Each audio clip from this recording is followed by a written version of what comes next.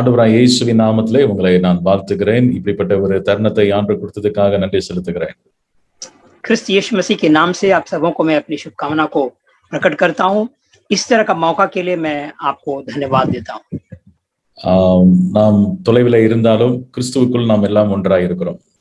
हम दूरी अवस्था में जरूर हैं, परंतु मसीह में हम एक हैं। நிச்சயமாகவே நீங்கள் கர்த்தருக்காக படுகிற பிரயாசங்கள் எல்லாவற்றையும் அவர் மறப்பதற்கு அநீதியுள்ள தேவன் அல்ல. நிச்சயமாய் உங்களுடைய பிரயாசங்களுக்கு நல்ல ஒரு பலனை கர்த்தர் வைத்திருக்கிறார். निश्चित तौर पर जो प्रयास, जो मेहनत कार्य कर रहे हैं आप, परमेश्वर इन तमाम बातों का जरूर इसका प्रतिफल देंगे और परमेश्वर उनकी किए हुए कामों को कभी भूलता नहीं। இந்த தருணத்தை கொடுத்த அருமையான ஊழியர் வாட்ச்மேன் ஜோப் அவர்களுக்கு நன்றி தெரிவித்துக் கொள்கிறேன். உங்கள் யாவருக்கும் உள்ளத்தின் ஆழத்திலிருந்து நன்றியும் என்னுடைய வாழ்த்துக்களையும் நான் தெரிவித்துக் கொள்கிறேன்.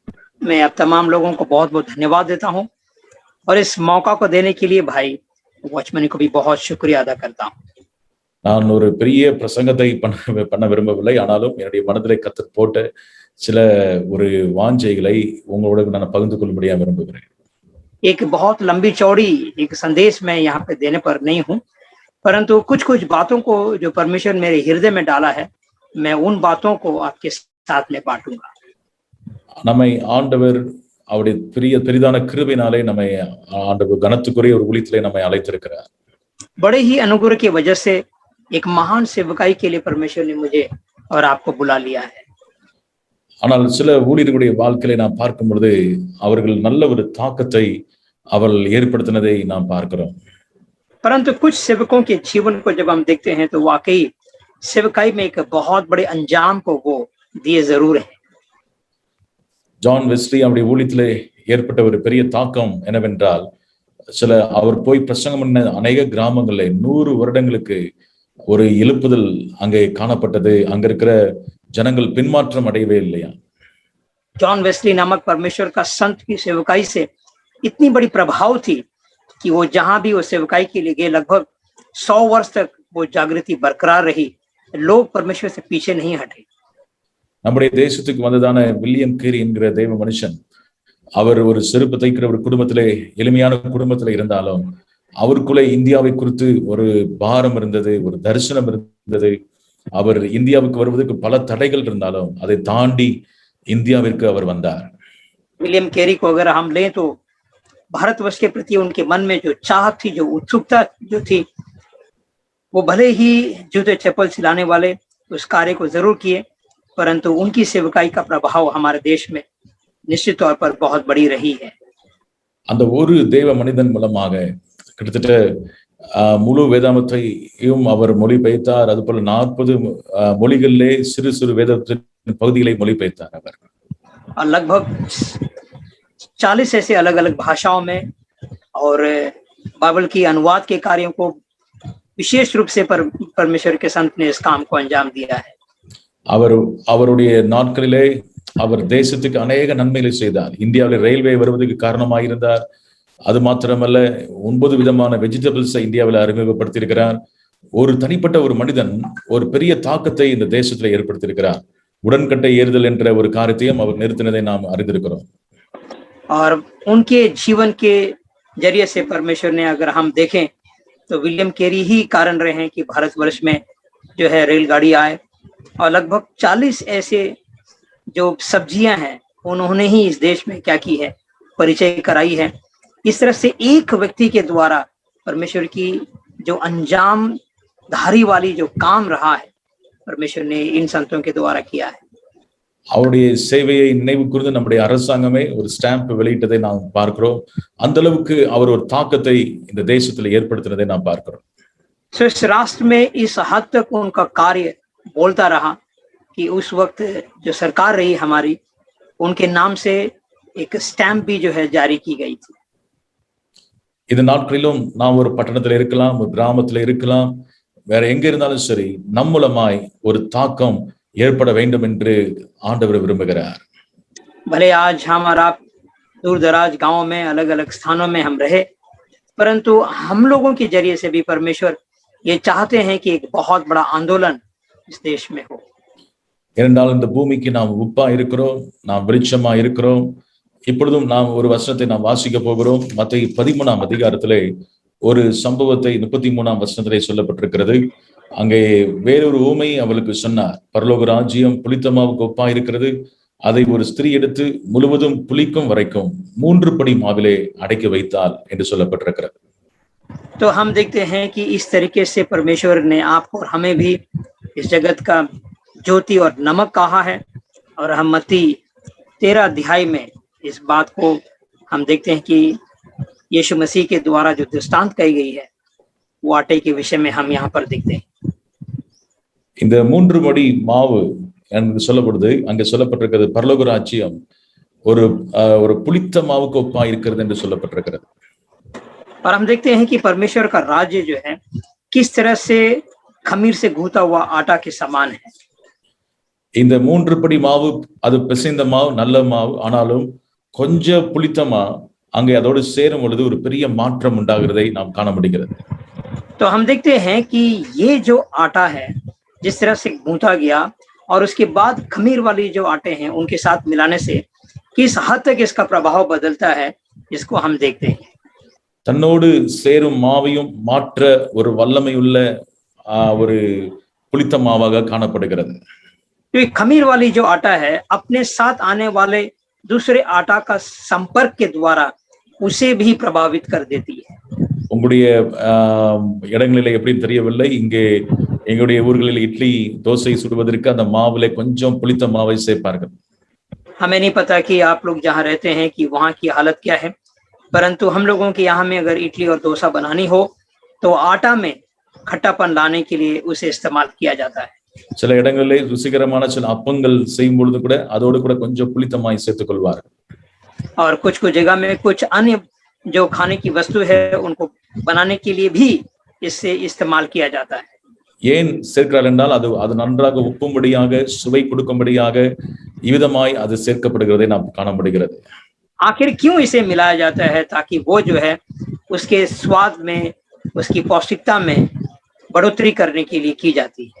இந்த வேத பகுதியிலே ஆண்டவர் சொன்ன இந்த ஓமையிலே அவர் ஒரு நல்ல ஒரு தாக்கத்தை ஏற்படுத்துகிற ஒரு புளித்தமாவை தான் சொல்லுகிறார். और यहाँ पर इस दृष्टांत को परमेश्वर इस बात के लिए इसीलिए कहता है क्योंकि ये जो दृष्टांत है इस तरह से प्रभाव डालने में हम लोगों के लिए एक अच्छा उदाहरण है। வேதத்திலே நாம் பார்க்கும் பொழுது அப்போஸ்தலர் 11ஆம் அதிகாரத்திலே ஸ்தேவா நிமித்தம் ஒரு பெரிய உபத்திரவம் ஏற்பட்ட பொழுது யூதர்கள் அவர்கள் சுவிசேஷ வசனத்தை யூதர்களுக்கு என்று மற்ற ஒருவருக்கும் அறிவியாமல் பெனிக்கே நாடு, சீப்ரு தீவு, அந்தியோகியா பட்டணம் வரைக்கும் சுற்றி திரிந்தார்கள் என்று சொல்லப்பட்டிருக்கிறது. तो हम 11वां अध्याय प्रेरितों के काम के पुस्तक में भी देखते हैं कि किस तरीके से स्थिफनुस के द्वारा परमेश्वर के इस सुसमाचार का कार्य को, जीवित कलाम को ये लोग फिनीके और अन्य कई स्थानों में, कई द्वीपों में वो ले गए।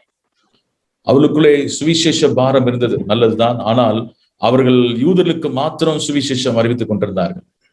उनके अंदर में सुसमाचार के प्रति वो भूख और प्यास जरूर थी, परंतु वे लोगों की सोच के अनुसार वो सिर्फ यहूदियों के लिए थी। சிலருக்குள்ள இருந்த ஜபம் அனைவருடைய வாழ்க்கையிலே ஒரு பெரிய மாற்றங்களை கொண்டு வருகிறது. சிலருக்குள்ள இருக்கிற சுவிசேஷ பாரம் அது சிலருக்குள்ளே சில மாற்றங்களை, மற்றவங்களுக்குள்ளே அந்த மாற்றங்களை கொண்டு போகிறது. कुछ लोगों के जीवन में रहने वाली प्रार्थना का वो जुनून अन्य लोगों में एक बहुत बड़ा प्रभाव को डालती है। कुछ लोगों में सुसमाचार को फैलाने का वो जुनून कार्य दूसरे लोगों में एक बहुत बड़ा प्रभाव को लेकर आती है। இங்க நாம் பார்க்கிறோம் இந்த 20ஆம் வசனத்திலே அப்போஸ்தலர் 11:20 சொல்லப்பட்டிருக்கிறது, அவர்களில் சீப்ரு தீவாரும் சிரேன பட்டணத்திலுமாகிய சிலர் என்று சொல்லப்பட்டிருக்கிறது. இந்த சிலர் அந்தியோகியா பட்டணத்துக்கு வந்து கிரேக்கருடனே பேசி கர்த்தராகிய இயேசு கிறிஸ்துவை பிரசங்கித்தார்கள் என்று சொல்லப்பட்டிருக்கிறது.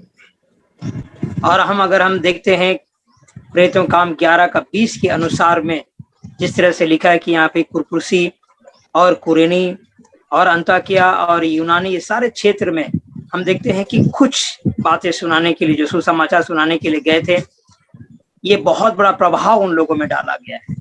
அந்த சிலருக்குள்ள இருந்த அந்த பாரம், ஆத்ம பாரம், அந்த சிலருக்குள்ள இருந்த அந்த ஒரு எழுப்புதல், அது பாருங்கள் ஒரு பெரிய ஒரு தாக்கத்தை அந்தியோகியாவிலே ஏற்படுத்தியது. तो देखिए, कुछ लोगों के अंदर में वचन के प्रति जो जुनून रहा है, कुछ लोगों के अंदर में वचन का फैलाव के लिए जो जुनून रहा है, अंताकिया की शहर में भी एक बहुत बड़ा प्रभाव को डाला है। இன்னைக்கு அநேகர் என்ன நினைக்கிறார்கள் என்றால், சொல்லப்பட்ட இடத்துக்கே திருப்பி சுவிசேஷம் சொல்லிக் கொண்டே இருக்கிறார்கள். அவர்கள் எப்படி யூதர்களுக்கே சுவிசேஷம் சொன்னார்களோ அது போல அநேகர் சுவிசேஷம் சொல்லிக் கொண்டிருக்கிறார்கள். ஆனால் சிலர் மாத்திரம் அங்கே கிரேக்கரோடு போய் பேசினார்கள். கிரேக்கருக்கும் சுவிசேஷம் அறிவிக்கும்படியாக அவளுக்குள்ளே ஒரு பெரிய ஒரு பாரம் ஏற்பட்டதை நாம் பார்க்கிறோம். तो हम कुछ लोगों को देखते हैं कि वो एक ही जगह बारंबार जो है जिन लोगों को सुसमाचार सुनाया गया था, वो उन्हीं लोगों को उन्हीं स्थानों में जाकर में क्या करते हैं, सुसमाचार को सुनाते हैं। परंतु यहाँ पर हम देखते हैं कि प्रेरितों के काम के पुस्तक में कुछ लोग ऐसे रहे हैं जो यूनानियों को भी जाकर के यहूदियों के अलावा सुसमाचार सुनाया है। அந்த சிலருக்குள்ள இருந்த அந்த ஆத்ம பாரம் ஒரு பெரிய மாற்றத்தை ஏற்படுத்தினது. வேத பண்டிதர்கள் சொல்லுகிறார்கள், அந்த நாட்களே அந்தியோகியாவிலே ஒரு பெரிய எழுப்புதல் ஏற்பட்டது. அந்த எழுப்புதலே 60,000 விசுவாசிகள் இருந்ததாக சொல்லப்படுகிறது.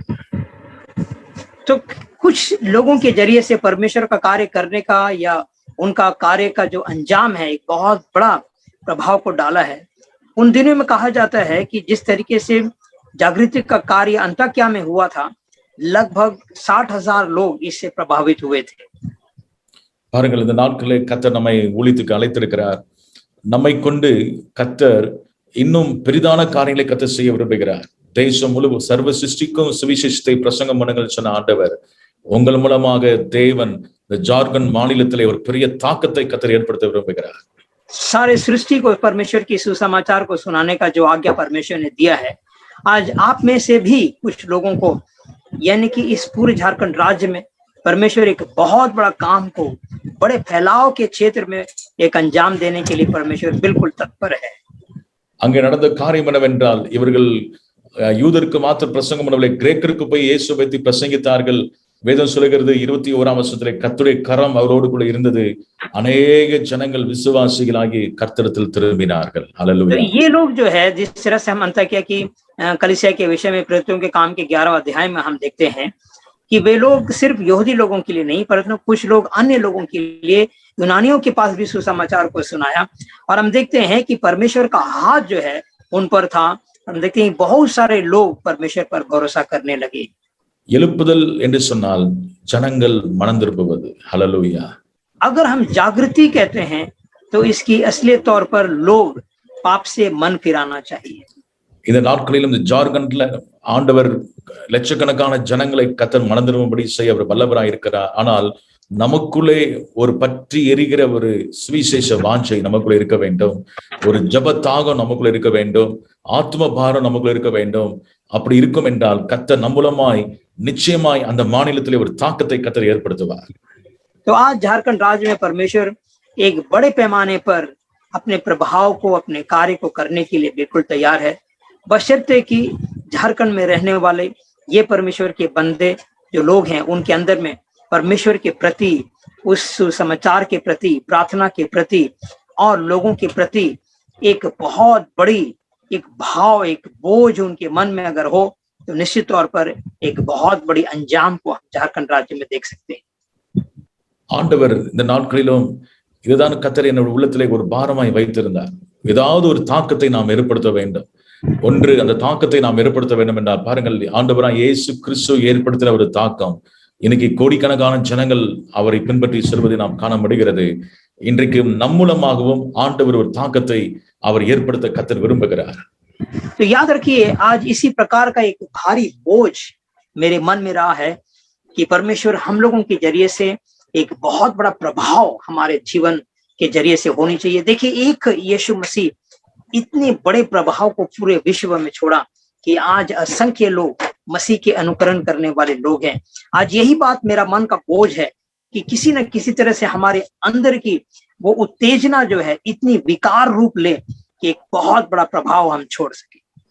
ஒரு பெரிய தாக்கத்தை ஏற்படுத்தின ஊழியர்களை நான் பார்க்கும் பொழுது பழைய ஏற்பாட்டிலையும் பார்க்கிறோம், புதிய ஏற்பாட்டிலையும் பார்க்கிறோம். பழைய ஏற்பாட்டிலே ஒரு சம்பவத்தை ஆண்டவர் எனக்கு காட்டினார். என்னவென்றால், அதனால 3 ராஜாக்கள் மோவாபியரோட யுத்தத்துக்கு போகிறார்கள். யூதாவின் ராஜா, இஸ்ரவேலின் ராஜா, ஏதோமின் ராஜா. அவர்கள் மோவாபிய ராஜாவோட யுத்தத்துக்கு செல்வதை நாம் பார்க்கிறோம். तो पुराने नियम और नए नियम दोनों बातों में हम दोनों क्षेत्र पर इस बात को देखते हैं कि किस तरीके से हम देखते हैं कि मोआबी राजा के विरोध में किस तरह से एदोमी और इजरायली ये सारे लोग मिलकर के उनके विरोध में युद्ध करने के लिए जाते हैं। அப்பொழுது எங்கே எந்த வழியா யுத்தத்துக்கு போவோம் என்று சொல்லி கேட்ட பொழுது ஏதோமின் வனாந்தரத்தின் வழியாய் போக வேண்டும் என்று யோசபாத் ராஜா சொல்லுகிறார்.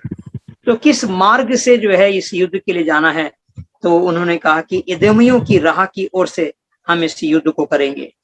இந்த மூன்று ராஜாக்களும் அவர்கள் யுத்தத்துக்கு போகிறார்கள். ஆனால் நடந்த காரியம் என்னவென்றால் தண்ணீர் இல்லை, அவர்கள் குடிப்பதற்கு தண்ணீர் இல்லை, அவர்களுடைய ஆடு மாடுகளுக்கு மிருக ஜீவனுக்கு தண்ணீர் இல்லை.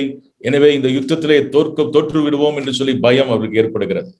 और परिस्थिति ऐसी है कि जिस मार्ग से होकर के वो जा रहे थे वो बिल्कुल निर्जल स्थान है, उनके जो है पशुओं के लिए पानी नहीं रहा पीने के लिए, और वे लोगों ने इस बात का संभावना लगाया कि निश्चित तौर पर इस युद्ध में वो पराजय होंगे। அப்பொழுது இஸ்ரவேலின் ராஜா சொல்லுகிறார், ஐயோ இந்த மூன்று ராஜாக்களையும் கர்த்தர் மோவாபியரின் கையில் ஒப்புக் கொடுக்க வரவழைத்தாரோ என்று சொல்லி புலம்புவதை நாம் பார்க்கிறோம். तो हम देखते हैं कि इस तरह से ये तीन राजा लोग जो है अपने आप में कुड़कुड़ाते हैं, विलाप करते हैं कि कहीं परमेश्वर हम लोगों को इस राजा के हाथों तले ना कर दे। இந்த யுத்தத்துக்கு யோராம் என்ற இஸ்ரவேலின் ராஜா தன்னுடைய சுய சித்தத்தின்படி வந்தான், தேவன்கிட்ட கேட்கவில்லை. ஆனால் இப்பொழுது பிரச்சனை வந்த பொழுது இந்த கர்த்தர் தான் கொண்டு வந்து ஒப்பு கொடுக்க வரவழைத்தார் என்று சொல்லி அவன் என்ன செய்கிறான், புலம்புவதை நாம் பார்க்கிறோம். हम योराम राजा को भी देखते हैं कि किस तरीके से वो इस हालात में जब वो गुजरने लगा तब वो कुड़कुड़ा कर कहता है कि कहीं परमेश्वर मुझे इस रास्ते से इसलिए लाया कि मैं उनके हाथों जो है उनके हत्थे चढ़ जाऊं। அந்த நேரத்துல யோசபாத் என்கிற ராஜா, அவன் நல்ல ஒரு ராஜா, அவன் சொல்லுகிறான், கர்த்தரிடத்தில் விசாரிக்கும்படி கர்த்தருடைய தீர்க்கதரிசி ஒருவரும் இங்கே இல்லையா என்று கேட்டான். तब योसापात राजा इस बात को एक अच्छा सुझाव देते हैं कि क्या परमेश्वर के मन को जानने के लिए क्या कोई परमेश्वर का दर्शी यहाँ पर नहीं है? அப்பொழுது ஒரு ஊழியக்காரன் இவ்விதமாய் சொல்லுகிறான், எலியாவின் கைகளுக்கு தண்ணீர் வார்த்த சாப்பாத்திற்குமான எலிசா இங்கே இருக்கிறான் என்று ஒரு ஊழியக்காரன் சொல்லுகிறான். तब एक सेवक उनसे कहता है कि एलिया को उसकी सेवा टहल करने वाला एलिशा इस स्थान पर है। இங்க நான் பார்க்கிறோம், மூன்று ராஜாக்கள் யுத்தத்துக்கு போகிறார்கள். அவர்களே மூன்று தேசத்துக்குரிய பெரிய பிரச்சனையாய் நாம் எடுத்துக்கொள்ளலாம். இந்த மூன்று தேசத்திலும் ஒரு இக்கட்டான சூழ்நிலை இருக்கிறார்கள். இந்த யுத்தத்திலே அவர்கள் தோற்று போகிற ஒரு சூழ்நிலை இருக்கிறார்கள். இந்த பிரச்சனையிலிருந்து வெளியே வருவதற்கு என்ன வழி என்று தெரியாமல் இருக்கும் பொழுது அங்கே யோசபாத் இங்கே ஒரு தீர்க்கதரிசி இருக்கிறானா என்று சொல்லி கேட்ட பொழுது அங்கே எலிசாவின் பெயரை அங்கே சொல்லுகிறார்கள். तो यहाँ पर हम देखते हैं कि जब तीन राजा जब मिल करके यहाँ पर युद्ध के लिए जब जाते हैं तो ये तीन राजा लोग तीन अलग अलग देश के प्रतीक हैं और उन देश के अलग अलग समस्याओं का प्रतीक है। और इस तरह से जब मिल करके वो साथ इस युद्ध को करने के लिए जाते हैं, ये परिस्थिति को देखकर वो इस विडंबना में पड़ते हैं, सोच में पड़ते हैं कि कहीं वो इस युद्ध में पराजय ना हो जाए। और तब वे लोग इस बात को जान पाते हैं योसापात राजा के द्वारा कि एलिशा जो एलिया का सेवा करने वाला एक दास था वो वहां पर है। நம்முடைய தேசத்திலும் பலவிதமான பிரச்சனைகளை சந்திக்கிறோம். கொரோனா பிரச்சனையை சந்திக்கிறோம், பலவிதமான பயங்கரமான அழிவுகளை நாம் பார்க்கிறோம், பலவிதமான பிரச்சனைகள். இப்பொழுது மழை பெய்ததினாலே ஏற்பட்ட அழிவுகளை பார்க்கிறோம். நம்முடைய தேசத்திலே பொருளாதார பிரச்சனை, அது மற்றும் பலவிதமான பிரச்சனைகள் நாம் சந்தித்துக் கொண்டிருக்கிறோம். तो आज हमारे राष्ट्र में भी हम देखते हैं कि कई प्रकार की समस्याएं जो है हमारे सर चढ़ के बोल रही हैं। एक तरफ हम कोरोना को देखते हैं, एक तरफ बाढ़ और पानी की जो हालात है, बेकाबू हालात है। इस तरह की कई प्रकार की समस्याओं का सामना भी एक राष्ट्र के रूप में हम लोग कर रहे हैं।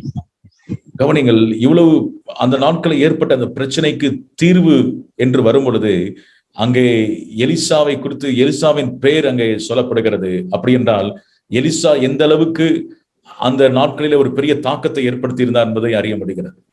एक ऐसी बुरी अवस्था में, परिस्थिति में जब ये लोग पढ़ते हैं तब एलिशा का नाम उनके सामने में उठकर आकर खड़ा होता है। तब जरा सोचिए कि एलिशा का सेवा, एलिशा का काम किस हद तक इतना प्रभावशाली रहा है कि उनका नाम वहां पर आता है। எலிசா எப்படிப்பட்ட ஒரு தாக்கத்தை ஏற்படுத்தியிருந்தார் என்றால் அங்கே யோசபாத் அவனை குறித்து சொல்லுகிறார், கர்த்தருடைய வார்த்தை அவனிடத்தில் இருக்கிறது. और हम यहाँ पर देखते हैं कि एलिशा किस हद तक काम को अंजाम दिया है। तो आप देखिए, तो यहाँ पर एलिशा का नाम आता है कि वो इस क्षेत्र के लिए, इस समस्या का सही हमारे लिए हल है। எனக்கு ஒரு காரியத்தை ஆண்டவர் நம்மளுக்கு கர்த்தர் உணர்த்த விரும்புகிறார். கர்த்தருடைய வார்த்தை நம்மிடத்துல இருக்கும் என்றால் இந்த நாட்களிலே நம்முடைய தேசத்தின் தலைவர்கள் முதற்கொண்டு அனைவரும் அங்கே பார்க்கிறோம் 3 ராஜாக்கள் எலிசாவை தேடி வந்தார்கள். அதுபோல கர்த்தர் உங்கள் ஊழியத்திலே பெரிய பெரிய அதிகாரிகள், பெரிய பெரிய தேசத்தில் இருக்கிற தலைவர்கள் உங்களை தேடி வரும் அளவுக்கு நீங்கள் ஒரு எலிசாவை போல ஒரு தாக்கத்தை ஏற்படுத்தக்கூடியவளா இருக்க வேண்டும் என்று கர்த்தர் விரும்புகிறார். तो आज मेरे मन में परमेश्वर इस बात को बड़े जोर से डाल रहा है और इस बात को कहना चाहता है कि जिस तरीके से एलिशा को खोज कर 3 अलग अलग राजा लोग उसकी खोजी बने, उसके उस समस्या का हल पाने के लिए गए थे, आज उसी तरह से परमेश्वर आप में से कुछ लोगों को या उनके आपके पास बड़े बड़े अधिकारीगण, बड़े बड़े अफसरगण, बड़े बड़े लोग, नामचिन्ह लोग जो है आपके पास आकर के समस्याओं का हल, निजात, हर प्रकार का समाधान आपसे ढूंढने की कोशिश करेंगे और आप इतने प्रभावशाली शख्सियत बन पाएंगे. எலிசாவிடத்திலே அந்த நாட்களே கர்த்தருடைய வார்த்தை இருந்தது, ஆவியின் வரங்கள் இருந்தது. ஏனென்றால் அவன் ஏற்கனவே எலியாவிடத்திலிருந்து இரட்டிப்பான அந்த வரங்களை கேட்டு பெற்றுக்கொண்டதை நாம் பார்க்கிறோம். तो याद रख लीजिए, इस बात का मूल कारण ये है कि एलिशा के पास परमेश्वर का वचन था और 2 गुना अभिषेक जो है जिन्होंने पवित्र आत्मा का एलिया से जो प्राप्त किया था, यानी वचन और पवित्र आत्मा एलिशा के साथ, इसका मूल कारण है. அங்கே எலிசா தைரியமாக யோராம் என்கிற ராஜாவை கடிந்து கொள்வதை பார்க்கிறோம். அவனுடைய பாருங்கள், கொஞ்சம் கூட பயப்படவில்லை, தைரியமாக கடிந்து கொண்டு புத்தி சொல்லுகிறான். அவங்க சொல்லப்பட்ட சத்தியத்தை சத்தியமாய் அறிவிக்கிற ஒரு தேவ மனிதனாக எலிசா காணப்படுவதை நாம் காண முடிகிறது. तो योराम को हम देखते हैं किस तरीके से एलिशा जो है सीधे तौर पर परमेश्वर का सत्य का जो वचन है वो मुंह देखकर नहीं, परंतु सीधे सीधे उन्हें घुड़कता है और सत्य को सत्य के रूप में पेश करता है. ஆனாலும் எலிசா அங்கே யோசபாத் ராஜாவின் முகத்துக்காக அவன் அந்த நாட்களே கர்த்தருடைய வார்த்தை அங்கே சொல்லுகிறான். அவன் சொன்ன வார்த்தை என்னவென்றால், கர்த்தர் உரைக்கிறது என்னவென்றால், இந்த பள்ளத்தாக்கு எங்கிலும் வாய்க்காலை வெட்டுங்கள், நீங்கள் காற்றையும் காண மாட்டீர்கள், மழையும் காண மாட்டீர்கள், ஆனாலும் நீங்களும் உங்கள் ஆடு மாடுகளும் உங்கள் மிருக ஜீவன்களும் குடிக்கும்படிக்கு இந்த பள்ளத்தாக்கு தண்ணீரால் நிரப்பப்படும் என்று கர்த்தர் சொல்லுகிறார்.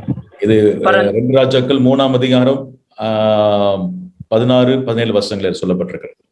देखते हैं कि दूसरा राजा 3 अध्याय का 15 और 16 में इस बात को हम देखते हैं कि किस तरीके से वहां पर एलिशा एलिसापात को लेकर के उनसे मुखातिब होकर के इस बात को कहता है कि इस तराई में आप जो है इस प्रकार की नहर को और गड्ढों को खोद रखिए, आप ना हवा ना पानी को देखेंगे, परंतु पूरी तरह से जल को आप देखेंगे और वो जल आपके लिए और आपके जीव के लिए काफी होगा.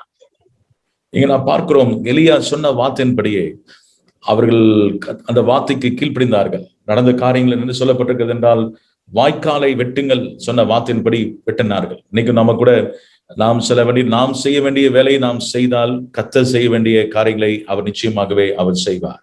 तो याद रख लीजिए, वहां पर जिस तरह से उनको गड्ढों को खोदने के लिए कहा गया था, नालों को खोदने के लिए कहा गया था, उनका बात मानकर वे लोगों ने किया. इसका मतलब यह है कि जो कार्य हम लोगों की जिम्मेदारी में आती है, अगर हम अपनी जिम्मेदारी को पूरा करेंगे, परमेश्वर अपनी जिम्मेदारियों में हमेशा तत्पर रहते हैं और एक बड़ा काम को हम देख पाएंगे. அந்த நாட்களிலே இந்த எலிசாவின் வார்த்தையை கேட்ட பொழுது அங்கே தண்ணீர் வந்தது, அவள் எல்லாரும் தப்பினார்கள். அந்த அந்த அந்த யுத்தத்திலே கர்த்தர் ஒரு பெரிய ஜெயத்தை அவளுக்கு கொடுத்தார். காரணம், எலிசா அந்த நாட்களிலே ஒரு பெரிய தாக்கத்தை ஏற்படுத்துகிற ஒரு மனுஷனாய் இருந்தான். 3 ராஜாக்கள் அவனை தேடி வந்தார்கள். 3 தேசங்கள் அவனால் தப்புவிக்கப்பட்டதை நாம் பார்க்கிறோம். तो हम देखते हैं किस तरीके से परमेश्वर के कहे अनुसार वे लोगों ने जब किया तो उन गड्ढों में, उन नालों में पर्याप्त रूप में पानी आई और उनके गाय बैलों और पशुओं के लिए समस्त आवश्यकता को पूर्ति करने के लिए पानी उनके लिए पर्याप्त था. और जहां पर वे लोग उस युद्ध को हारने और पराजय होने की जो विषय में बात कर रहे थे, परमेश्वर ने उसे तब्दील करके उन्हें जय उनके जीवन में दिया. तो 3 अलग अलग प्रकार के राजा लोग उनके पास आते हैं. इस तरीके से हम देखेंगे कि 3 अलग अलग बड़े बड़े विशाल राष्ट्रीय समस्याओं को हल करने के रूप में परमेश्वर लोगों को खड़ा करेंगे. இந்த நாட்களில் ஒரு காரியத்தை அறிந்து கொள்ள வேண்டும். நம்முடைய தேசத்திலே அநேக அரசியல்வாதிகளும் தலைவர்களும் மந்திரவாதிகளையும் குறி சொல்லுகளும் தேடி போகிறார்கள். ஆனால் கர்த்தருடைய வார்த்தை நமக்குள்ள இருக்கும் என்றால் பரிசுத்த ஆவியானுடைய வல்லமை அக்னி நமக்குள்ள இருக்கும் என்றால், வரங்கள் இருக்கும் என்றால், வரப்போகிற நாட்களில் கர்த்தர் எழுப்புதல் என்று சொல்லும் பொழுது தேசத்தில் இருக்கிற தலைவர்கள், தேசத்தில் இருக்கிற அநேக ஜனங்கள் நம்மை ஊழியர்களை தேடி அவர் நிச்சயமாய் வருவது அது நிச்சயமான ஒரு காரியமாய் இருக்கும். आज ये कितनी त्रासदी की बात है कि आज हमारे राष्ट्र में बड़े बड़े नेतृत्व प्रदान करने वाले अगुवे लोग, चाहे वो संसार के अगुवे लोग हो, बड़े बड़े जादू और टोनहा करने वाले लोगों के पीछे में जा करके वे लोग सलाह को लेते हैं। कितनी बड़ी दुर्भाग्य की बात है।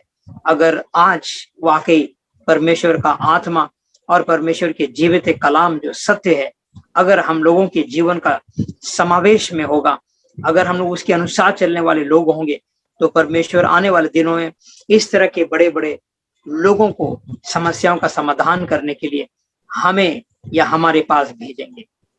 சிலருடைய ஜெப வாழ்க்கையின் மூலமாய் சில பட்டணங்கள் மறுரூபமாய் இருக்கிறதை நாம் காண முடிகிறது. சிலருடைய பரிசுத்த வாழ்க்கையின் மூலமாய் ஒரு பெரிய தாக்கம் ஏற்பட்டிருப்பதை நாம் காண முடிகிறது. இவ்விதமாக நம்முடைய வாழ்க்கையிலே ஏதோ ஒரு காரியம் அந்த பட்டணத்தை, அந்த தேசத்தை ஒரு நல்ல தாக்கத்தை ஏற்படுத்துவதற்கு நாம் இன்னும் நம்மை ஆண்டுடைய श्रमத்திலே அர்ப்பணிக்க வேண்டியது அவசியமாக இருக்கிறது. तो आज कुछ लोगों के जरिए से हम लोग देखते हैं, उन लोगों की प्रार्थना की जीवन की वजह से, उनकी प्रार्थना की वजह से उनके शहर को वे लोगों ने बदल डाला। और कुछ लोगों की जो परमेश्वर की इस कार्य को लेकर के, वचन को लेकर, सेवकाई को लेकर जो जुनून रहा है, कई क्षेत्रों में एक बहुत बड़ा प्रभाव वो लेकर के आए हैं। आज उसी तरह से आज अगर हम लोगों के जीवन में भी इस तरह की एक बहुत बड़ा जुनून परमेश्वर के प्रति होगा, एक बहुत बड़ा भूख अगर होगी, तो निश्चित तौर पर परमेश्वर एक भारी फेरबदल को हमारे राष्ट्र में परमेश्वर हम लोगों के जरिए से लाने में सक्षम है। எனக்கு ஒரு ஊழியர் தெரியும். அவர் கிட்டத்தட்ட 800க்கும் அதிகமான ஊழியர்களை உருவாக்கி இருக்கிறார். அவர் மூலமாய் அநேகர் ரட்சிக்கப்பட்டு முழு நேர ஊழியத்துக்கு வந்திருக்கிறார்கள். அவருக்கு அந்த காரணம் என்ன என்று கேட்ட பொழுது அவர் சொல்லுகிறார், அவர் ஒரு ஆண்டவரோடு கூட ஒரு அர்ப்பணிப்பு பணிந்தார். ஆண்டவரை, நான் எந்த வீட்டிலேயாவது போய் உணவு சாப்பிட்டால் என்னை சாப்பிட கூப்பிட்ட அந்த வீட்டுக்குள்ள ஒரு ஊழியக்காரன் எழும்ப வேண்டும் ஆண்டவரை என்று சொல்லி அதற்காக அவர் ஜெபித்திருந்தார். அது போல அவர் சொல்லுகிறார், என்னுடைய சபையிலிருந்து 800க்கும் அதிகமான ஊழியக்காரங்களை எழும்பியிருக்கிறார்கள் என்று சொல்லுகிறார். ஒரு தாக்கத்தை அந்த தேவ மனிதன் ஏற்படுத்தினதை நாம் பார்க்கிறோம். तो आज हम देखते हैं कि मैं एक सेवक को जानता हूं, और वो सेवक लगभग 800 परमेश्वर के संतों को, दासों को खड़ा किया है। उन्होंने परमेश्वर से अपने निजी जीवन में इस तरह से मांगा है कि हे प्रभु, मेरे जीवन में कोई भी मुझे खाने पे अगर बुलाए, तो मैं जिस घर पे भी जाऊंगा और खाऊं, तो मैं उस घर से तेरे लिए सेवक चाहता हूं प्रभु जी। तो इस तरीके से हम देखते हैं कि उनके सेवकाई के जरिए से, उनके कलीसिया के जरिए से लगभग 800 सेवक लोगों को परमेश्वर ने खड़ा किया। कितनी बड़ी एक प्रभाव जो है उनके जीवन के जरिए से परमेश्वर ने किया है। இந்த நாளிலும் ஆண்டவர் உங்களை அதற்காக அழைத்திருக்கிறார். உங்களை இந்த பட்டணத்திலும் தேசத்திலும் கர்த்தர் வைத்திருப்பதற்கு காரணம், உங்கள் மூலமாய் ஒரு பெரிய மறுரூபம் உண்டாக வேண்டும், உங்கள் மூலமாய் ஒரு எழுப்புதல் உண்டாக வேண்டும் என்பது தேவனுடைய ஒரு பெரிய ஒரு விருப்பமா இருக்கிறது. அதுக்கு நாம் அர்ப்பணிக்க வேண்டியது அவசியமா இருக்கிறது. और आज जो है परमेश्वर अगर आज आप लोगों को यहाँ पर लाए हैं, तो आज परमेश्वर आपके जरिए से एक बहुत बड़ा रूपांतरण आपके रास्ते में लाना चाहता है। एक बहुत बड़ी जागृति जो है परमेश्वर आपके जीवन के जरिए से लाना चाहता है। परंतु परमेश्वर आपसे जो बातों को उम्मीद करता है वो ये है कि एक बहुत बड़ा खास समर्पण आपके जीवन में परमेश्वर के प्रति हो। உங்களுடைய அழைப்பிலே நீங்கள் உறுதியா நிற்கும் பொழுது, யோவான் சானகன் அவனுடைய அழைப்பிலே உறுதியா நின்ற பொழுது அவன் ஒரு பெரிய தாக்கத்தை ஏற்படுத்தினான். யூதேயாவின் வனாந்திரத்திலே அவன் இருந்தாலும் அவனை தேடி எருசலேம் நகரத்தார், யூதேயா தேசத்தார் அனைவரும் அந்த வனாந்திரத்துல போய் அவனிடத்தில் ஞானஸ்நானம் எடுத்தார்கள். तो यूहन्ना बपतिस्मा को हम देखते हैं कि किस हद तक परमेश्वर के प्रति वो जुनून, भूख और प्यास से परमेश्वर के प्रति समर्पित थे। तो एक यूहन्ना बपतिस्मा के जरिए से परमेश्वर इतना बड़ा एक प्रभाव छोड़ा है। वन प्रदेश में रहते हुए यहूदिया से और अन्य देश से लोग जो है उसके पास चले आते थे, और एक बहुत बड़ा रूप में परमेश्वर के लिए कार्य को किया। और साथ में हम देखते हैं कि अगर हम अपने बुलाहट में अड़े रहे, अडिंग रहे, जिस तरह से यूहन्ना बपतिस्मा अपने बुलाहट में अड़ा रहा, तो परमेश्वर निश्चित तौर पर हम लोगों के जरिए से बहुत बड़ा आंदोलन को पूरा करेंगे। யோவான் சானுடைய ஊழியத்திலே ஆயக்காரர்கள் மனம் திரும்பினார்கள், அங்கே போர் சேவர்கள் மனம் திரும்பினார்கள், அதுவும் ஆசாரிகள் மனம் திரும்பினார்கள். ஒரு பெரிய ஒரு எழுப்புதலை அங்கே யோவான் ஸ்நானகன் கொண்டு வந்ததை பார்க்கிறோம். ஆண்டவராய் இயேசு கிறிஸ்து கூட அவனத்தில் வந்து ஞானஸ்நானம் எடுத்தார்.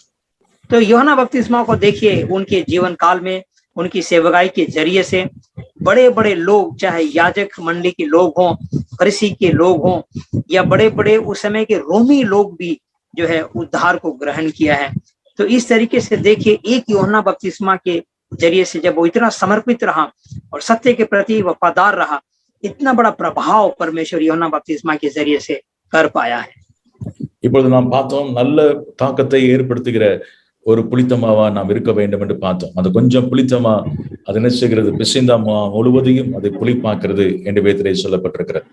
तो हम लोगों ने इस दृष्टांत को देखा कि किस तरीके से गूंथा हुआ आटा जो है और जब खमीर से मिलाया जाता है तो खमीर जिस तरीके से उसमें प्रभाव डालता है, आज ठीक उसी तरह से हम लोगों का जीवन अन्य लोगों का जीवन को रूपांतरित करने योग्य एक बहुत बड़ा प्रभाव लेकर आए। நமக்குள்ள இருக்கிற ஜெப ஆவி மற்றவர்களுக்கு அதுக்கு பரவி செல்ல வேண்டும். हमारे अंदर में रहने वाला प्रार्थना का वो आत्मा दूसरों में फैलना चाहिए। நமக்குள்ள இருக்கிற ஆத்ம பாரம் மற்றவர்களுக்கு அது போக வேண்டும். हम लोगों के अंदर में रहने वाला आत्मा का जो बोझ है वो दूसरों के जीवन में स्थानांतरण होना चाहिए। நமக்குள்ள இருக்கிற அந்த பரிசுத்தம் அது மற்றவருடைய வாழ்க்கையிலும் ஒரு பெரிய தாக்கத்தை ஏற்படுத்த வேண்டும். हम लोग के अंदर में रहने वाली वो पवित्रता के प्रति वो चाहत और वो जीवन दूसरे लोगों के जीवन में भी पवित्रता की चाह को बढ़ा देना चाहिए। யோவான் ஸ்நானகன் அவன் பரிசுத்தமும் நீதி உள்ளவனாய் இருந்தான். ஏரோது அவனுக்கு பயந்து அவன் சொல்வதெல்லாம் கேட்டுக்கொண்டு வந்தான். ஏனென்றால் யோவான் ஸ்நானகன் அந்த ஏரோதுடைய வாழ்க்கையிலே ஒரு பெரிய தாக்கத்தை ஏற்படுத்தி இருந்தான். तो हम देखते हैं कि यूहन्ना बपतिस्मा जिस तरीके से पवित्र और एकदम धर्मी रहा, उनके जीवन की इस गुणवत्ता की वजह से हम देखते हैं कि हेरोदेस भी उससे डरता था और इस तरीके से इस तरह का जीवन जो है अन्य लोगों में भय को भी लेकर आता है और सम्मान को भी लेकर आता है। और इसकी वजह से यूहन्ना बपतिस्मा एक बहुत बड़ा एक प्रभाव छोड़ा है। ஆண்டவர் நம்ம கையில ஒரு மிகப்பெரிய பொறுப்பை கொடுத்திருக்கிறார், ஒரு சபையை கொடுத்திருக்கிறார், ஒரு ஊழியத்தை கொடுத்திருக்கிறார். எனவே நல்ல தாக்கத்தை ஏற்படுத்த அதற்காக ஜெபம் பண்ணுவோம். ஏனென்றால் நீங்கள் எப்படி இருக்கிறீங்களோ அப்படிதான் நம்ம சபை இருக்கும், நாம் எப்படி இருக்கிறோமோ அப்படிதான் நம்முடைய ஊழியம் இருக்கும். நம்முடைய பகுதியிலே ஒரு பெரிய மாற்றத்தை கொண்டு வரணும். ஆண்டவரே, ஒரு சேனையை ஆண்டவருக்காக எழுப்ப வேண்டும், ஒரு பெரிய ஒரு ஆண்டவர் எழுப்புதல் வர வேண்டும் என்று சொல்லி நம்மை அர்ப்பணிப்போம். உங்கள் மூலமாய் கர்த்தர் ஒரு பெரிய தாக்கத்தை ஏற்படுத்தி அநேக ஜனங்களை நீங்கள் உங்கள் மூலமாய் ஆண்டவர் மனம் திரும்ப செய்வார். तो याद रखिए, जिस तरीके से हम होंगे उसी हद तक हमारा कार्य होगा, उसी हद तक हम काम को अंजाम दे पाएंगे। जिस तरह से हम होंगे उसी तरह से हमारी कलीसिया होगी। इस वास्ते हम अपने आप को इतना ऊंचा कर ले, इतना परमेश्वर के प्रति वो जुनूनवादी हम हो जाए, परमेश्वर के वचन के प्रति इतना प्रेम हम में बढ़ जाए कि हम इस हद तक एक आंदोलन को, एक परिवर्तन को, एक भारी फेरबदल को लाने की चाहत हमें हो जाए। तब निश्चित तौर पर हम देखेंगे हम लोगों के जीवन के जरिए से परमेश्वर हमारी सेवकाई और अन्य क्षेत्रों में भारी फेरबदल को लेकर आए। நாம் தரிசனம் உள்ளவர்களா இருப்போம். நம்முடைய பட்டணத்தை குறித்து, நம்முடைய தேசத்தை குறித்து ஆண்டவரே, திரள்கூட்ட ஜனங்கள் இருக்கிறார்கள், அவர்கள் எப்படியாவது ரட்சிக்கப்பட வேண்டும் என்று நாம் பாரத்தோடு அதற்காக ஜெபம் பண்ணுவோம். சுவிசேஷத்தை அறிவிப்போம். கர்த்தர் நிச்சயமாகவே இந்த நாட்களிலே ஒரு எழுப்புதலை கர்த்தர் வைத்திருக்கிறார். तो हम लोगों के अंदर में एक बहुत बड़ी भूख होनी चाहिए, एक बहुत बड़ा दर्शन होना चाहिए और इस तरीके से हम चाहें कि एक बहुत बड़े रूप में आत्मा को बचाया जा सके। और जब इस तरह से हम परमेश्वर के प्रति अपना जीवन को समर्पित करेंगे, परमेश्वर एक बहुत बड़ा आंदोलन, एक बहुत बड़ी जो कार्य को परमेश्वर आपके जरिए से संपन्न कर सकता है। எபேசு பட்டணத்துக்கு பவுல் வந்த பொழுது மொத்தமே 12 சீஷர்கள் தான் அங்கே இருந்தார்கள். इफिसियों की शहर में जब पौलुस आया तो मात्र 12 ही चेला थे। அங்கே பவுல் வந்து முதல் கேள்வி கேட்டான், நீங்கள் பரிசுத்தாவி பெற்றுக்கொண்டீர்களா என்று கேட்டான். जब पौलुस उनके पास आकर के पहला सवाल जब उनसे पूछते हैं, क्या तुम लोगों ने पवित्र आत्मा को पाया? அவர்கள் பரிசுத்தாவி குறித்து கேள்விப்படவே இல்லை என்று சொன்னார்கள். और उन्होंने कहा कि पवित्र आत्मा के प्रति वे लोगों ने सुना ही नहीं। பவுல் அங்கே அவர்கள் மேல் கைகளை வைத்த பொழுது பரிசுத்தாவி பெற்றுக்கொண்டார்கள். அப்பொழுது அந்நிய பாஷை பேசினார்கள், தீர்க்க தரிசனம் சொன்னார்கள். और पौलुस जब उनका हाथ को उनके ऊपर रख के प्रार्थना करते हैं, वे लोगों ने पवित्र आत्मा को पाया अन्य भाषा बोला और भविष्यवाणी भी करने लगे। அங்கே நடந்த காரியம் என்னவென்றால், அங்கே திறனோ என்னும் வித்தியாசாலையிலே அவர்கள் அனுதினமும் சம்பாஷித்துக் கொண்டு வந்தார்கள். கிட்டத்தட்ட எப்படிப்பட்ட தாக்கம் அங்கே ஏற்பட்டது என்றால், எபேசிலே தியனால் என்கிற ஒரு கோயில் இருந்தது, அந்த தெய்வம் இருந்தது. அது மறக்க பண்ணும் அளவுக்கு அங்கே பவுல் ஒரு பெரிய தாக்கத்தை ஏற்படுத்தி விட்டார். तो इस तरह से हम देखते हैं कि परमेश्वर जो है पौलुस के द्वारा उस पाठशाला में रहने वाले के कार्य के द्वारा इतने बड़े रूप में कार्य को अंजाम दे पाया कि उसका प्रभाव जो है दूर दूर तक उसका यश को फैलता हुआ हम लोगों ने देखा है। அங்கே சொல்லப்பட்ட ஒரு காரியம், மகா தேவியாகிய தியனாளுடைய கோவில் எண்ணமற்று போகிறது என்று சொல்லும் அளவுக்கு பவுல் அந்த பட்டணத்திலே ஒரு தாக்கத்தை ஏற்படுத்தினது எவ்வளவு அருமையான ஒரு காரியம் பாருங்கள். हम इस तरह से देखते हैं कि किस हद तक उस शहर में उस मंदिर के प्रति पौलुस के अंदर में वो भूख और प्यास और वो तीव्रता इस हद तक थी, इस सारी परिस्थिति को बदलने के लिए उसके अंदर में उस आंदोलनकारी जो यानी कि आंदोलन का जो मन रहा है उसे वो कार्य का रूप दे पाया। கடந்த நாட்களே எங்களுடைய சபையை குறித்து ஒரு எங்களுடைய ஏரியாவில் இருக்கிற ஒரு தலைவர் பேசியிருக்கிறார். இவளை சபை கட்டவிட்டதே தவறு, அப்பொழுதே கட்ட விட வேண்டாம் என்று சொன்னோம், கட்டிவிட்டார்கள். இப்பொழுது அங்க இருக்கிற இந்த விக்கிரக கோயில் தொடர்ந்து ஒரு வாய்க்கால் பக்கத்தில் 4 கோயில் இருக்கும், இந்த 4 கோயிலும் மூடப்பட்டே இருக்கிறது, யாரும் அந்த விக்கிரக கோயிலுக்கு வர மாட்டேங்கிறாங்க என்று சொல்லி அவர் சொன்னார். तो जहां पर हम लोग सेवकाई करते हैं, हम लोगों की कलीसिया को देख करके भी एक नेता ने इस बात को कहा कि पहली गलती तो हो गई कि वे लोगों को हम लोगों ने एक चर्च का निर्माण करने के लिए दे दिया। चर्च का निर्माण करने हमें देना ही नहीं चाहिए था, परंतु ये लोग चर्च का निर्माण करने के बाद आज हम लोग देख रहे हैं कि आज ऐसे कुछ ऐसे मंदिर है कि लोग वहां पर जा ही नहीं पा रहे हैं, लोग नहीं जा रहे हैं। ஆண்டவர் வரப்போகிற நாட்களிலே எழுப்புதல் வரும் பொழுது விக்கிரக கோயிலுக்கு போகிற ஜனங்கள் எல்லாம் அங்கே போக மாட்டார்கள், விக்கிரகங்களை தூக்கி எறிந்து விட்டு जीवन देवने आराधिकुंबडी सभैकुल्ले வருவார்கள். तो जब विदाई की कार्य को जब हम देखेंगे अंतिम दिनों में, हम देखेंगे कि लोग जो है तमाम प्रतिमाओं की उपासना से अपने आप को फेरेंगे और लोग वैसे स्थानों में जाना भी कम कर देंगे या नहीं जाएंगे, और एक बहुत बड़ी जागृति को हम देश में देख सकते हैं. அங்கே சொல்லப்பட்ட பவுல் எபேசிலே ஊழியம் செய்த பொழுது மாய வித்தைக்காரர்கள் அவர்கள் அநேகர் தங்கள் புஸ்தகங்களை கொண்டு வந்து சுட்டரித்தார்கள். அங்கே மந்திரவாதிகள் மனம் திரும்பினார்கள். அது மாத்திரமல்ல, பிசாசுகளை துரத்தினார்கள். பவுலின் கையிலால் தேவன் விசேஷித்த அற்புதங்களை செய்தார். ஒரு பெரிய தாக்கத்தை பவுல் அங்கே ஏற்படுத்தி விட்டார். हम वहां पर देखते हैं कि इफिसियों की क्षेत्र में जब वहां पर पौलुस सेवकाई कर रहे थे, जादू टोना या टोना करने वाले लोग बहुत ही कीमती उन पुस्तकों को लाकर वे लोगों ने जलाकर खाक किया, और इस तरह से हम देखते हैं कि हर क्षेत्र पर पौलुस का प्रभाव आप देख सकते थे. நீங்கள் ஊழியம் செய்கிற பகுதியிலே கர்த்தர் உங்களை வல்லமைப்படுத்த விரும்புகிறார். आप जहां पर सेवकाई कर रहे हैं, परमेश्वर चाहता है कि आपको इस क्षेत्र में बलवंत करे. நீங்கள் ஊழியம் செய்கிற பகுதியிலே தேவன் உங்களை அதிகாரப்படுத்த விரும்புகிறார். और जहां पर आप सेवकाई कर रहे हैं, परमेश्वर आपको बड़े अधिकार को देना चाहता है. ஏனென்றால் சகலத்தையும் அவர் பாதத்துக்கு கீழ்ப்படுத்தி இருக்கிறார் ஆண்டவராய் இயேசு கிறிஸ்து. நாமும் அவரோடு கூட உன்னதங்களில் உட்கார்ந்து இருக்கிறபடினாலே சகலமும் நமக்கும் கீழ்ப்பட்டிருக்கிறது என்பதை நீங்கள் அறிந்து கொள்ள வேண்டும். इस बात को आप अच्छी तरह से जान ले कि सारी जो अधिकार है मसीह के पांव के तले है, क्योंकि आप और हम उनके साथ विराजमान हैं, इसीलिए वो सारी बातें हम लोगों के पांव के तले भी है. உங்கள் பகுதியிலே இருக்கிறதான அந்த பலவானின் வல்லமைகள் கட்டப்பட வேண்டும், அந்த பிசாசின் கிரியைகள் அழிக்கப்பட வேண்டும். நிச்சயமாகவே மந்திரவாதிகள்கிட்ட போற ஜனங்கள், பூசாரிகளிடத்துல போகிற ஜனங்கள், விக்கிர ஆராதனைக்கு போகிற ஜனங்கள் எல்லாரும் அவர்கள் கூட்டம் கூட்டமாக சபைகளுக்குள்ளே வரப்போகிறார்கள்.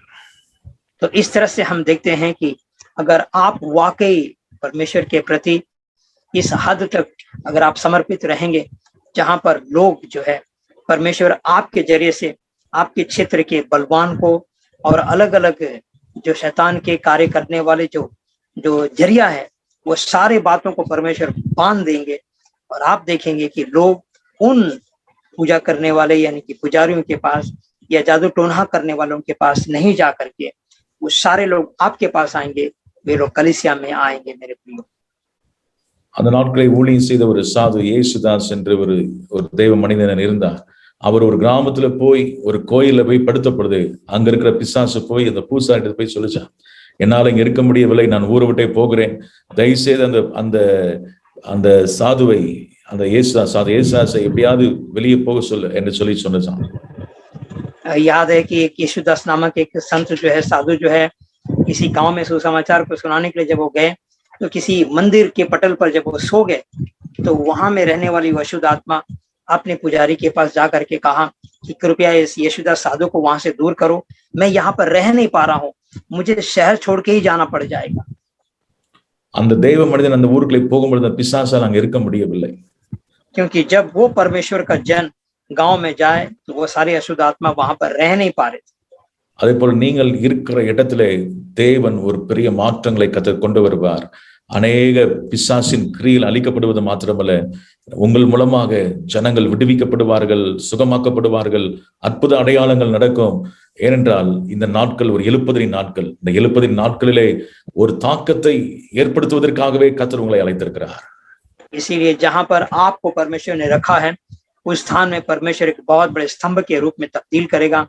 आपको बड़े पैमाने पर परमेश्वर आपको इस्तेमाल करेगा और आपके अंदर में इस प्रकार की प्रभाव को लाने की तीव्र इच्छा बढ़ जाए ताकि परमेश्वर आपके जरिए से इस तरह के बड़े बड़े कामों को अंजाम देकर हम देखेंगे कि परमेश्वर की सुसमाचार और उसके कार्यों को बढ़ता और फैलता हुआ हम देख पाएंगे। एक बहुत बड़ी जागृति का काल इस समय होने की वजह से निश्चित तौर पर परमेश्वर बहुत बड़ा काम को अंजाम देंगे। இந்த நாட்களே கர்த்தர் என் உள்ளத்திலே வைத்த பாரம் அதுதான். ஒரு தாக்கத்தை ஏற்படுத்துகிற ஒரு ஊழியக்காரனா இருக்க வேண்டும். பில்லிகிராம் அவிதமா இருந்தார். எத்தனையோ தேவ ஊழியர்கள் அப்படி இருந்தார்கள். ஜான் வெஸ்லி அவ்விதமா இருந்தார். எத்தனையோ ஊழியர்கள் பெரிய தாக்கத்தை ஏற்படுத்தியிருக்கிறார்கள். அது போல இந்த நாட்களிலே நீங்களும் ஒரு பெரிய தாக்கத்தை நீங்கள் ஏற்படுத்த வேண்டும் என்று கர்த்தர் விரும்புகிறார். எனவேதான் கொஞ்சம் புளித்தமா அது பிசைந்தமாவா முழுவதும் புளிப்பாக மாற்றுவது போல உங்களுக்குள் இருக்கிற அந்த சுவிசேஷத்தின் வல்லமை அந்த பட்டணத்தையே மறுரூபமாக்கும், அந்த தேசத்தையே மறுரூபமாக்கும்.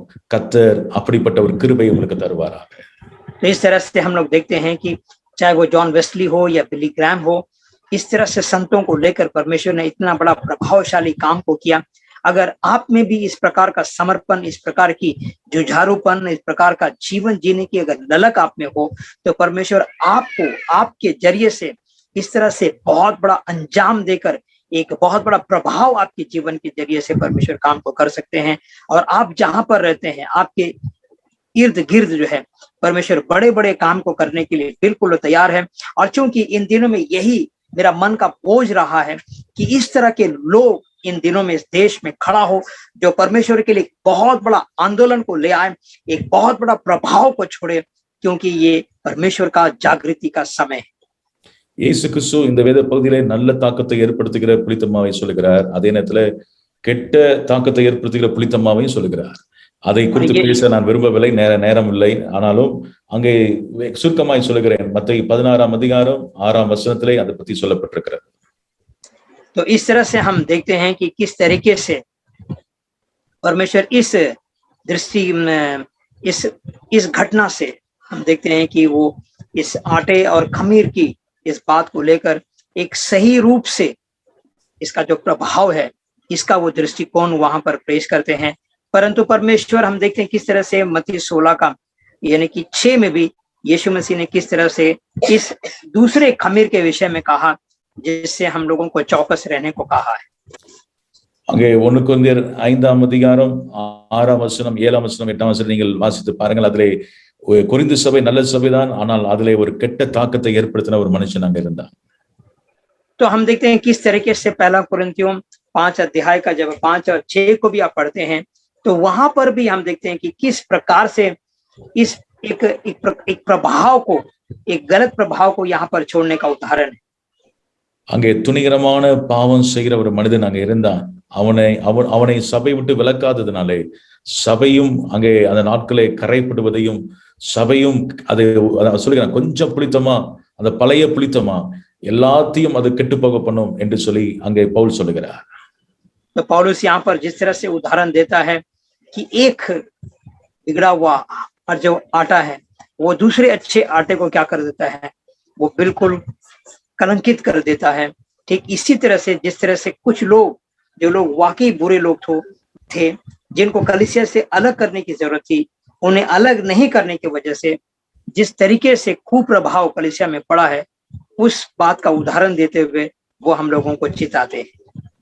வேதத்திலே சொல்லப்பட்டிருக்கிறது, அங்கே ஒரு தெய்வ மனிதன் கடவுளோடு பேசிட்டு இருக்கும்பொழுது தீட்டுள்ளவன் எதை தொட்டாலும் தீட்டா இருக்கும். எனவே தேவனுடைய பிள்ளைகள் மிக கவனமா இருக்க வேண்டும்.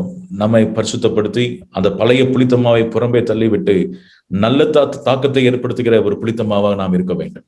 इसीलिए हमें ध्यान देने की बात है, जो लोग कलंकित है वो जो भी कार्य को छुएंगे वो कलंकित हो जाएगी। इसी तरीके से जो उदाहरण परमेश्वर ने कहा कि वो जो थोड़ा सा खमीर वाला जो आटा है, जब वो अच्छे आटे से मिलता है वो उसे भी बिगाड़ देती है। इसीलिए इन दिनों में परमेश्वर के लोगों के रूप में हम सबको बड़ी ही सावधानी को बरतना बहुत ही सख्त जरूरत है। அங்கே கெட்ட புளித்தமா பத்தி சொல்லும் பொழுது பரிசேயரின் புளித்தமா, சதுசேயரின் புளித்தமா, ஏரோதின் புளித்தமா பத்தி அங்க சொல்லுகிறார் ஆண்டவராகிய இயேசு சொல்லுகிறார். तब यीशु मसीह हम इस तरह से देखते हैं कि कैसे इस खमीर से चौकस रहने को कहते हैं, जिस तरह से फरीसी, उसके बाद सदूसी और हेरोदेस को भी परमेश्वर इन लोगों को उस बुरे खमीर से उपमा दिया है। அந்த புளித்தமா இதுக்கு அடையாளமா இருக்கிறதுனா மாய்மாலம், சுயநீதி, துருபதேசங்களுக்கு அடையாளமா இருக்கிறது. और ये जो खराब खमीर जो है ये किस बात का प्रतीक है? हम देखते हैं कि हमारा गलत नीति, हमारा गलत जीवन, इस तरह से बातों की वो उपमा देती है। ஆனால் நான் இதை பற்றி ரொம்ப விளக்கமாய் பேச விரும்பவில்லை, ஏனென்றால் நாம் நல்ல தாக்கத்தை ஏற்படுத்துகிற புளித்தமாக இருப்போம். हम इस विषय में ज्यादा बोलना नहीं चाहते।